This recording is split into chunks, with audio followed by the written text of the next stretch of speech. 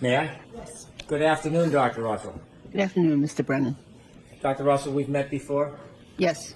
I've asked you questions before, Yes. and you've testified before where I've had a chance to ask you about some of your statements and opinions, haven't I? Yes. Before this case, had you ever testified as an expert in dog bites in any federal court in the United States? No. Before this case, had you ever testified in any state court in anywhere in the country as an expert in dog bites? No. Other than this case, have you ever testified in a courtroom as an expert about dog bites? No. Last year, you learned that there was litigation regarding this case, Commonwealth versus Karen Reed, correct? Yes. You learned a little bit of information about it, and it piqued your interest, didn't it? Yes. Did you know that the case was receiving a lot of attention? No. Did you know that it was on television? I had no idea until I got here. You spoke to a colleague in Los Angeles, correct? I'm sorry, I spoke to who? A colleague? I spoke to a district attorney in Los Angeles. And did you just bring up the subject, or did that person bring it up to you? I brought it up. When you brought that up, is it because you knew of the relationship between that district attorney and somebody on the defense team? Yes.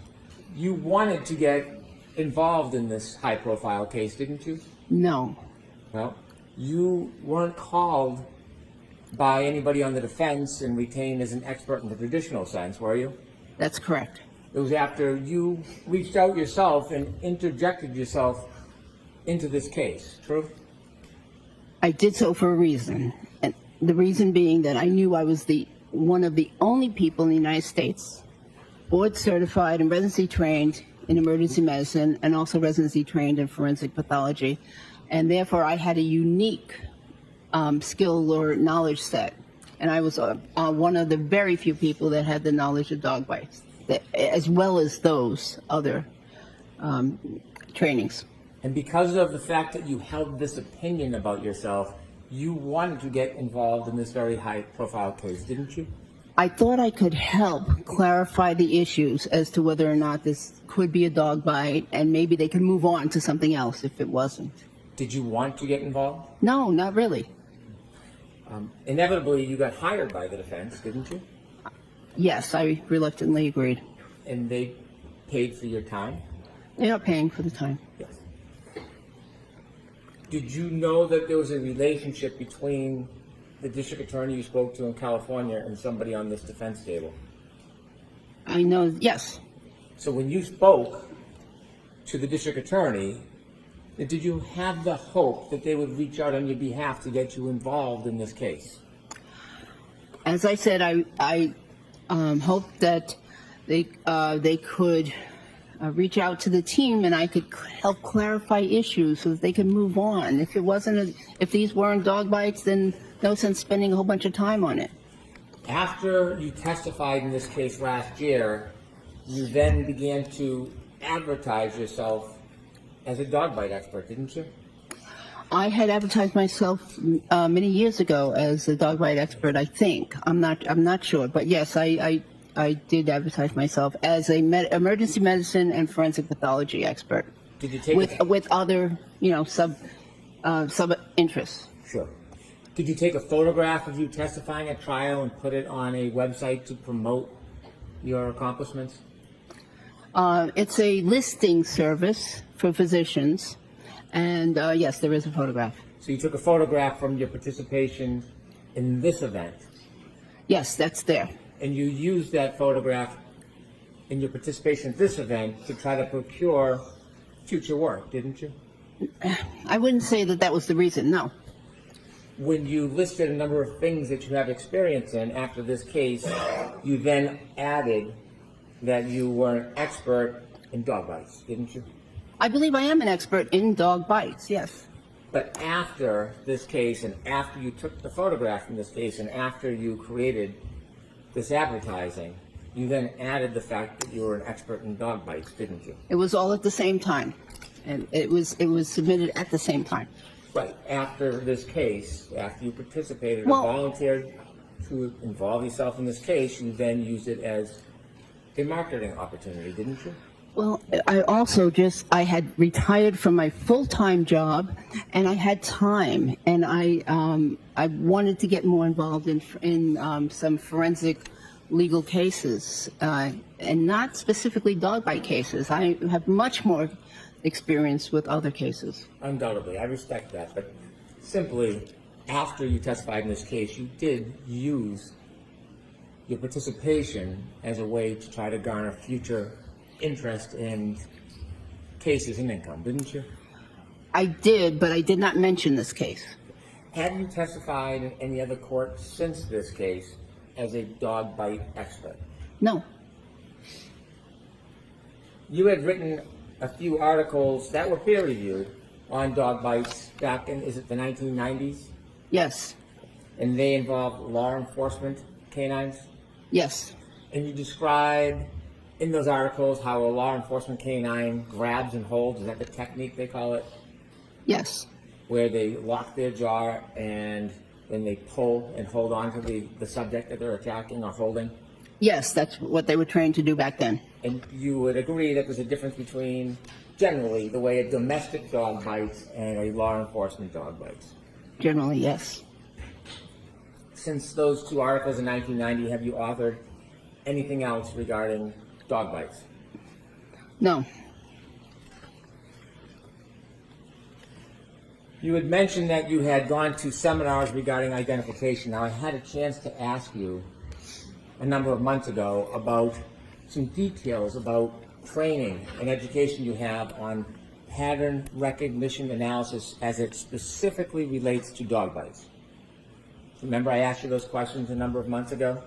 I believe you did. And I'd asked you if you could give us any specific listed trainings that you had regarding pattern recognition analysis of dog bites. And at that time, you did not have any names of any classes or seminars or certificates that you have. You mentioned again today that you have attended seminars regarding dog identification analysis. Do you now know some of those trainings and seminars? And are any of those listed on your CV?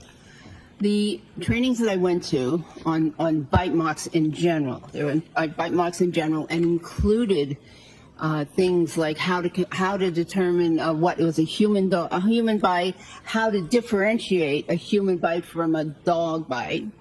But no, I did not specifically attend seminars limited to dog bites only. However, actually, there was one this past February that I did attend at the American Academy of Forensic Science.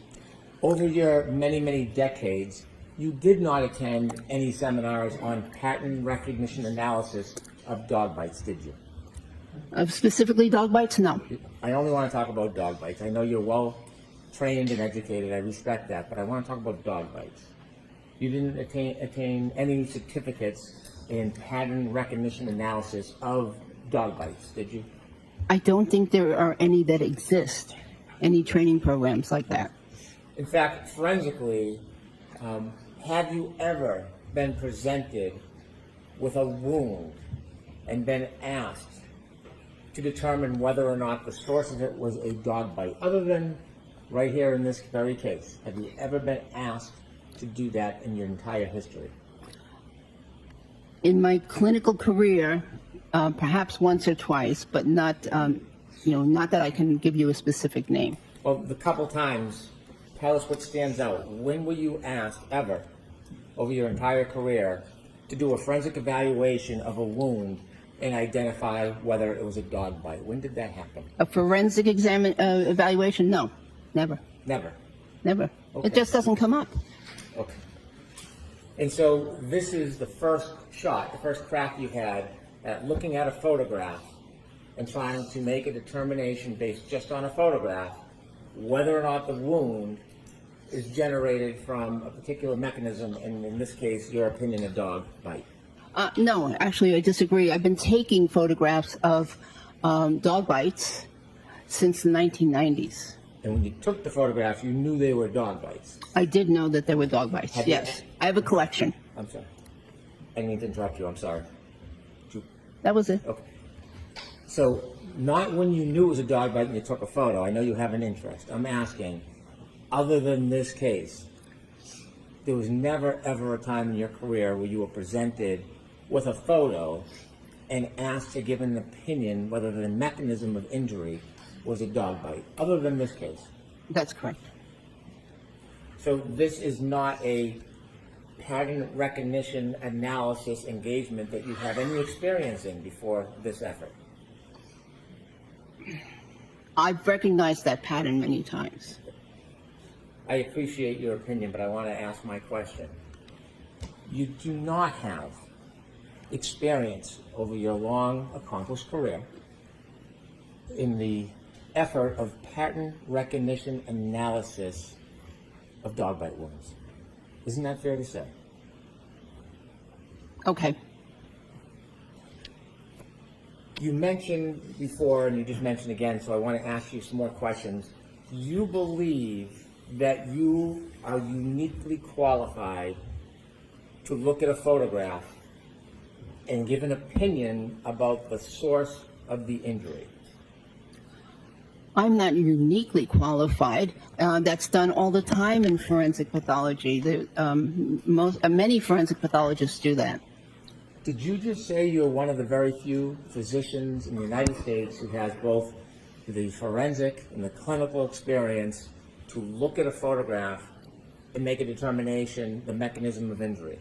No, I said,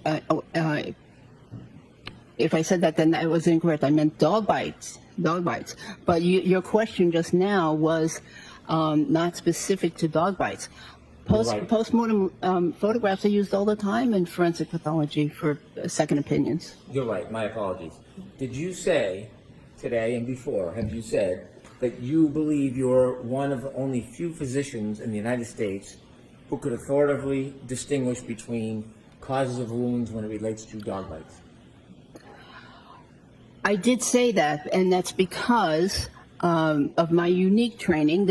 I don't know of another doctor in the whole United States that did 2 residencies, one in emergency medicine and one in forensic pathology, and has a lifelong interest in dog bites. So, Dr. Russell, from your perspective, as far as you know, you were the only person in the entire United States of America who is qualified to look at a photograph and make a determination whether the wound was derived from a dog bite. No, I am I'm the only physician that I know of that can do that. There may be, a few others out there. There may be, but I don't know of any other physicians that can do that. Do you recognize anybody other than yourself who has this very particular expertise to be able to do this kind of work? I'm not aware of anyone. You were a medical examiner, a forensic pathologist, Yes. and you know there's about, or would you agree there's probably about 900 to 1,000 medical examiners around the country at the same time over a period of time? I believe that there might be, there's probably, I think there's around 500 or 600 practicing forensic pathologists. And do you think because they are forensic pathologists, those 500 or 600 people have the unique qualifications as you do to be able to give an opinion about the genesis of a wound? Wounds in general, perhaps. Dog bite wounds, I doubt that very many of them have a specific interest in dog bite wounds. And so you think that of all those forensic pathologists, medical examiners, you think that qualification and experience itself is not enough to qualify somebody to give an opinion on a photograph about the genesis of a wound related to dog bites?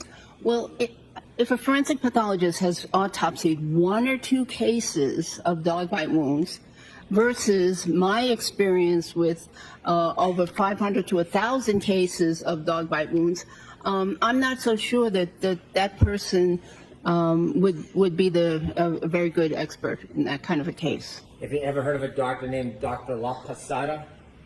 I've heard of Dr. La Posada.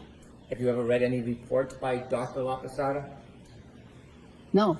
Has anybody ever shared with you any information or opinions of Dr. La Posada? I believe she has a very good reputation. Have you ever, well, how do you believe that? Who told you Because that? I've heard of her name at national organizations. I believe she's given presentations nationally. I've seen her name, over a dozen years or so. Do you know whether or not she has any participation in this case? I believe she does. Well, so you know when you're providing accolades that she has maybe some involvement in this case? Do you know that? I would provide those same accolades if she didn't have involvement in this case. Do you know that she has involvement in this case? I believe she does. The attorneys have not shared everything with me Well- in terms of who the witnesses are. Somebody must have shared her name. Who shared her name with you? I'm very familiar with her name outside this case. Who shared her name that she may be a participant in this case? I don't remember. I don't remember. Well, somebody might. I think I got a file or something, but yeah. So when you were reviewing this case, did you get materials from any of the attorneys authored by Dr. La Posada? I don't think I read a report. I was very interested in reading a report by Dr. La Posada. I was very interested, but I didn't see one.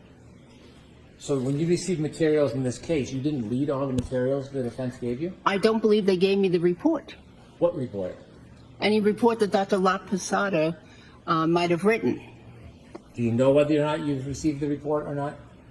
I received something that had her name on it. I don't remember what it was, but I was looking for a medical examiner's or a report, an actual report, and I did not see one. Dr. Russell, you are meticulous when you look and examine things. Right. So you would know what you've received and what you've read and what you haven't. So the fact that you're telling us that you saw something with her name on it, can you give us a little more information and share with us what it is you actually received about this Dr. La Posada? What did you get from the defense? I saw something. I think it was the name of a file folder, but I looked for a report and there was no report in it. Did you ever ask for it? I didn't ask because I didn't ask. I really wanted to read it, but I didn't. It wasn't given to me, so I didn't ask. Were you ever told what other people's opinions might be regarding those photographs? I'm aware that there was a Dr. Sheridan involved in a previous proceeding, and he believed that those were consistent with dog bites. Did you ever receive any reports from the defense about what other persons' opinions would be in this trial about dog bites? Yes, I received a report authored by a non-physician. Yes. So when you say non-physician, you're trying to make the point because you think that person might be your opponent in this case? I don't have any opponents. Okay, so why did you qualify him as a non-physician? Because I believe that in order to really understand wounds on a human being, one needs to have treated wounds, seen lots of wounds, and I think that the person that is best qualified for that is a physician. So a medical examiner wouldn't cut it, in your opinion? Medical examiner is a physician. So you think a medical examiner has enough experience to come in and give an opinion on dog bites? Some, but in their case, I would hope that they have had actual clinical experience with autopsying some cases where there were dog bite wounds, because I don't think they worked in the emergency room or any other clinical setting where they treated people. So I'd want to see if they had experience with dog bites. I'm doctor as a disqualification. How about a dog trainer? Would a dog trainer who's not a doctor have the experience in your mind to come in and give an opinion about photographs and the genesis of the wounds? Objection, Your Honor. I'm going to allow it. How about a non-doctor, as you said, you made a distinction. They're simply a dog trainer, maybe even an uncertified dog trainer. Would that person have the qualifications in your mind to be able to look at photographs and determine whether or not the cause of the injury is a dog bite? There may be a certain small subset of people who have, very much experience with dog bites that could qualify, as suggesting that these are consistent with dog bites, but I don't think that they could definitively. I'm not. Yeah. I think that someone could, who dealt with many dog bites in the past on humans, could possibly say that they were consistent with. Even if they didn't have the clinical experience? Well, I prefer that to hear that information from a physician, but I wouldn't rule out that only doctors, only a physician, MD, could say that something was a dog bite. It seems like the standard is now kind of changing a little bit. Because when I asked you, you mentioned the other person, you disqualified the person because they weren't a doctor. It seems now in some instances, you're willing to accept a non-doctor into a very select group of experts. If someone, well, I can explain. If someone had looked at perhaps hundreds and hundreds of wounds inflicted by a dog that they know was inflicted by a dog, and they saw the resulting photographs on a person, I think that particular person may be able to make some comment as to whether or not some wounds are consistent. However, if in terms of a medical examiner, if they've autopsied one case or two cases of dog bites and they're trying to testify based on some pictures, I would be a little concerned about that. Does qualification for this type of business, in your mind, depend on who hires you? Absolutely not. Suffice to say, you've never taken a class in the forensic analysis of dog bites. I don't think any class exists. But I'm asking about your experience. Well, that's correct. You haven't, have you? That's correct. I can't take a course that doesn't exist. You've never engaged in any type of opinion looking at photographs and then had that opinion peer reviewed by other dog bite experts, have you? No. Do you have any experience in veterinarian medicine? I'm aware of it. That's my experience. Do you have any accomplishments like degrees? No. Now, you've testified a number of times in this case, haven't you? Yes. And when you testify, you know there's a court reporter and there are transcripts, correct? Yes. You originally testified when you first came out and volunteered to testify last year, and there was a hearing before trial, wasn't there? Excuse me? Say again, When please. you volunteered to come out last year, there was a hearing before you testified at trial, wasn't there? Yes. Do you remember that was on June 18, 2022? Sounds right. And then you testified at trial on June 21st, 2022. Yes. I didn't have the privilege of meeting you on either of those events, did I? No. But since then, we have met, Yes. and we had a chance to speak at a subsequent hearing on December 12, 2024. Yes. And then after that, we again had an opportunity to discuss this on January 7, 2025. Yes. When you reviewed the case, when you first reviewed it before you testified last year, you had very limited information, didn't you? Yes. You had just an autopsy report, photographs from the coroner, photographs from the hospital, an emergency room report. Yes? Yes, I had more than that. The medical examiner file had a toxicology report. Yes. And there was more. Okay. I believe there was a dog bite, a town of Canton report.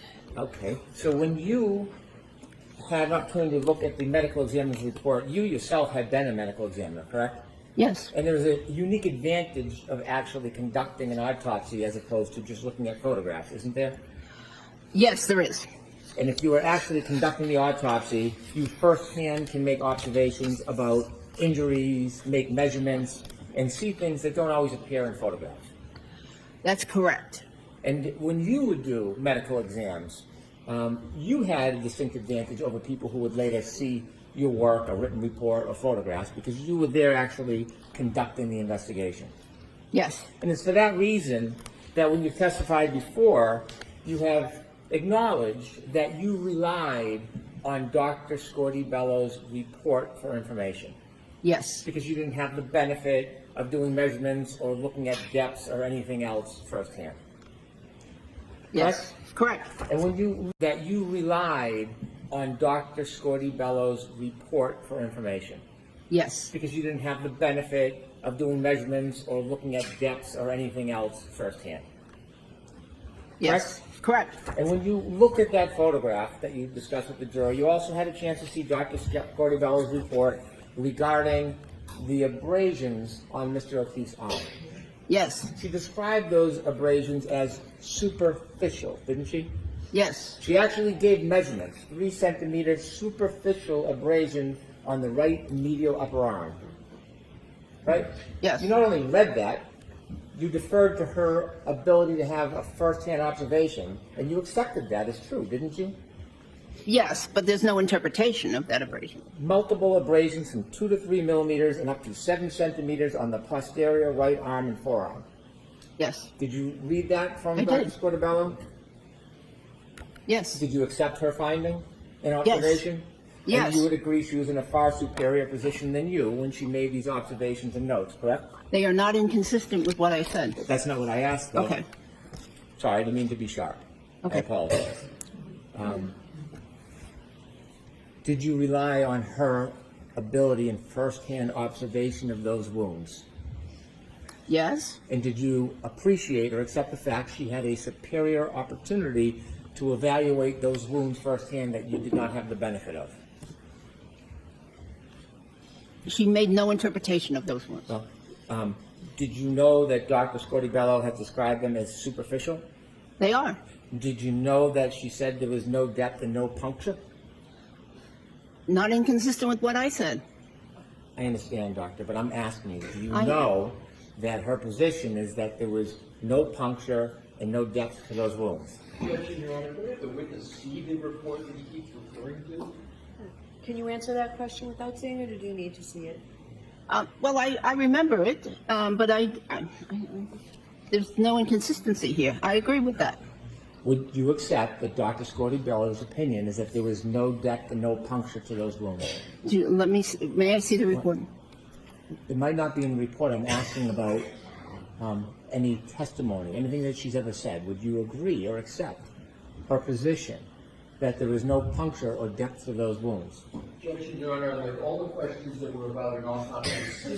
Yes. Okay. May I? Yes, please. Dr. Russell, I read to you the measurements that were in Dr. Scordy Bellows' report. Are you aware that she testified that these superficial abrasions did not have any depth or any puncture? I don't recall that. Now,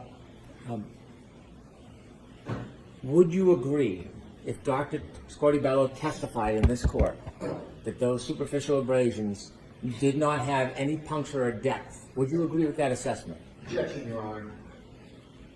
In that form, it's sustained. Would you agree that the superficial abrasions on Mr. O'Keefe's arm had no punctures? I agree. Would you agree that the abrasions, the superficial abrasions on Mr. O'Keefe's arm had no depth? No measurable depth. Yes. Between the last time you testified and then you testified here today, have you spoken to the attorneys at all regarding the issue of punctures? No. Because you are agreeing today that those superficial abrasions did not have any punctures, right? They don't appear to have any punctures. But you, in the past, have testified very, very differently than that, haven't you? No. Now, we've spoken many times. I'm going to go through many of those examples later, but we'll do that a little bit later, Dr. Russell. Over the course of your many testimonies under oath, would it be fair to say that you have changed your opinions about the superficial abrasions to John O'Keefe's arm many times? I don't believe that's fair to say. In the past, when you were describing Mr. O'Keefe's superficial abrasions on his arm, did you give varying and different opinions about the cause of each individual wound area of wound? I don't believe so. When you first gave opinions, that was before the last proceeding. You came in and you were questioned before you testified in that initial proceeding, right? I'm trying to be as specific as I can. You testified last year? Yes, And before- in Please. there was a hearing and then there was a proceeding. Okay. That prior hearing, can we call the first event the prior hearing and the next one the prior proceeding? I'm confused. I don't want to confuse you. I'm just trying to follow the rules. You testified twice last year, didn't you? 3 times. 3 times. Okay. The first time you testified was just before the judge? Yes, Okay. When you first testified before the judge, do you remember that you had uncertainty about how each and every one of those wounds was caused? I don't remember that. Do you remember when you then testified a couple days later at the proceeding that some of your opinions changed from the first time you testified? I don't believe that. And then when you later met me and we've had a chance to talk over the last 2 events, December and January, would it be fair to say that your opinions regarding the individual areas of wound changed? I don't believe so. Okay. At some point before or during our conversations in December and January, you wrote a report, didn't you? Yes, When you wrote that report, you hadn't written a report before the first time you came in and testified, had you? that's correct. And it was between those hearings in December and in January where you wrote your first report. Sounds correct. You dated that report December 9, 2024. Does that ring a bell? Yes. When you wrote that report, you did not write that report alone, did you? I did. You had some help, didn't you? Not in the content of the report. Well, you sent the report back a number of times for review and revisions, didn't you? In terms of organization, And some of the language in this report is really not your language, it's the language of somebody who helped you write some of this, isn't it? you know, if somebody helped me write it, it would have been much better written than that. Didn't you agree that you had some assistance with the report? Haven't you testified to that before? And no, and in terms of organization, there was some comments though, this sentence belongs, you know, with this paragraph or the, you know, whatever. But in terms of content, that was my work. Well, it was your report, correct? It's my report. And when you write a report, it's your words, not somebody else's. Isn't that true? That's correct. But nevertheless, you had somebody assisting you. True. In terms of organization, yes. Who was helping you with the report? It was somebody from the law office. Oh, it was this gentleman right here, Attorney Alisi, who just asked you questions. He helped you, No, didn't he? actually, it wasn't. Was it from his law firm that somebody helped you? I believe so, but it was in terms of organization. Do you remember who was helping you with your report? I don't remember her name. Would you agree that after that report was written, many of your opinions changed? No, In your report, you provide your background. Yes? yes, And you've been licensed to practice medicine since 1988 yes, as a physician? yes. And you've been licensed to practice medicine as a surgeon? It's called, in California, it's called physician and surgeon license. Do you have a physician and surgeon's license? I do. Okay. Have you ever practiced as a surgeon? Well, in the emergency department, we do surgery. We have to do some surgery sometimes. We have to open up people's chests and, you know, and compress the heart sometimes when they have gunshot wounds to the chest.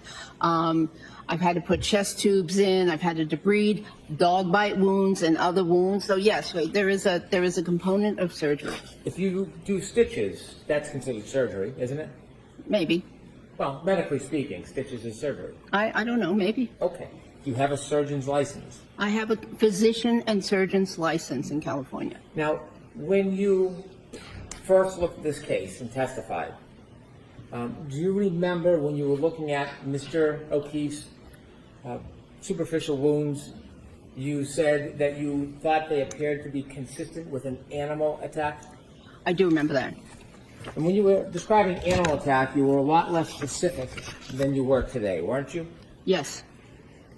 You were less sure about your opinion when you first testified about this case than you provided to this jury today. I was certain that it was a dog attack. However, as I mentioned before to you, in medicine, we're taught never, nothing is 100%, and therefore never say, anything's 100%. So that's why I gave that generalization. However, I have reviewed the case, but I personally was certain that those were dog marks. Now, I have reviewed this case over and over and over again. Plus, I've read additional articles more than once, and which substantiate again my findings. So, so my degree of certainty perhaps increased.